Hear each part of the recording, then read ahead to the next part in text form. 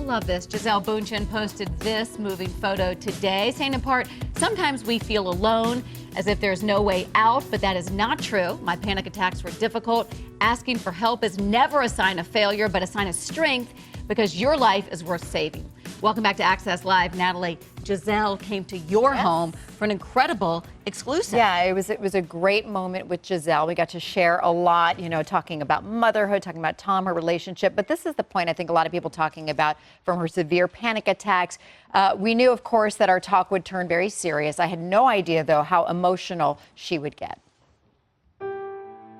You're about 23 years old. You started having panic attacks and anxiety attacks. What brought that on? The life I was living, I think I was not making very good decisions for my health. You know, I think when you smoke a pack of cigarettes a day, drink 3 mocha frappuccinos for breakfast, and drink a bottle of wine a night, and don't sleep much and work every day, I mean, that's really a recipe for developing a panic attack.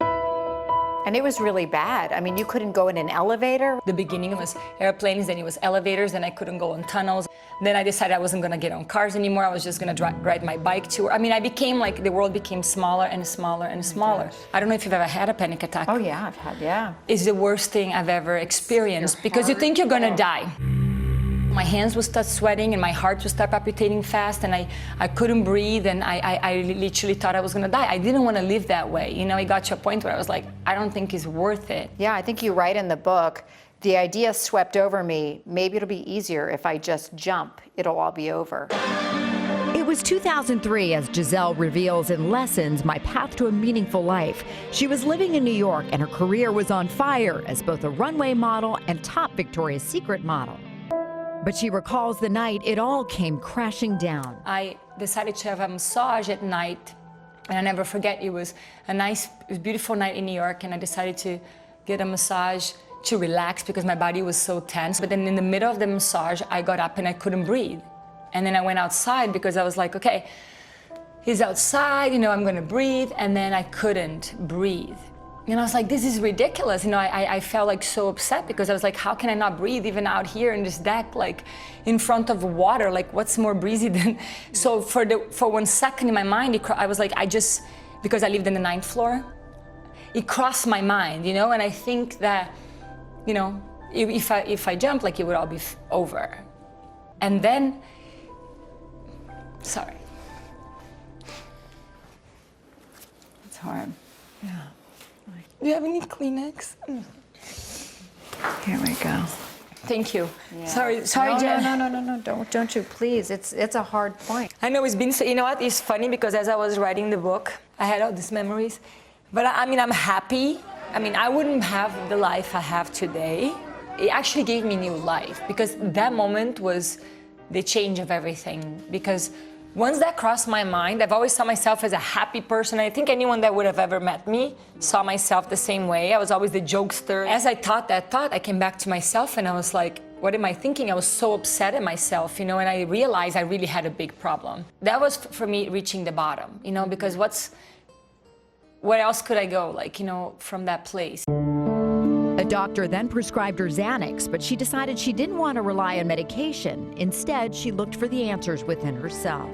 And then I just, you know, just prayed. When I kind of stepped back and had the opportunity to start meditating and, you know, start practicing yoga, I started realizing, wait a minute, like, look what I'm doing. And then I changed my life. I stopped drinking and I stopped smoking. I went 3 months without eating any type of sugar. I stopped for 3 months completely everything. And I say, you know what, I'm choosing life, and you know what, I have to make some changes in my life because no one can come and save me from this. Like, I have to, you know, I'm the person who helped create this condition, so I'm the only one who can get myself out of this. And it's when she took that kind of control in her life where she healed herself. But, you know, we should say, if you do need help, reach out to professionals, and whatever they tell you, you should you know, make sure you do what they advise you to do. But she said she chose to go the more natural route because she didn't want to rely on something or something else, that she needed to have that control over her life But and her her well-being. journey now, then you see it with Tom and the kids, Yeah. like so healthy and wellness. And you could see as a young model growing up, she just kind of got swept up in the business that she was in. She comes from a big family in a small town, and I think, you know, being out of her comfort zone, traveling all over the world, it was like she gained everything at once, but she also lost a lot at once. So it was such a huge like wake-up call to her, I think, to finally to have this moment and to realize that it had gotten out of control and out of her control. So she it's so took cool charge. to hear her be so vulnerable because Yeah. I mean, we look at her, she's so glamorous, she's this beautiful supermodel, she's married to Tom. Yeah. You know, we think she really has it all, but she's a human being just like the rest of us. Yeah. She's a woman just like the rest of us, and it's just with really the insecurities cool. like Yes, the rest just of like us. the rest of us. And I mean, as perfect as she is, she also struggles with body insecurity. So tomorrow we're going to have more on that, on motherhood, how it changed her body. What does she and struggle also with her Tom, body? I know she shouldn't struggle, but you know, Struggles after with having how kids and perfect it breastfeeding, is. we talked about this Oh, last yes. week. Yes. She said she was very lopsided, and she decided to have Yeah, you breast did this. augmentation. Listen, Why do we do this? we Why always do we do this because we're women. You wait if you want to breastfeed. We will walk you through. Please it do. is so I need good help. for your baby. Because I'll It's be like great. this. Where do I put it? But it takes a toll.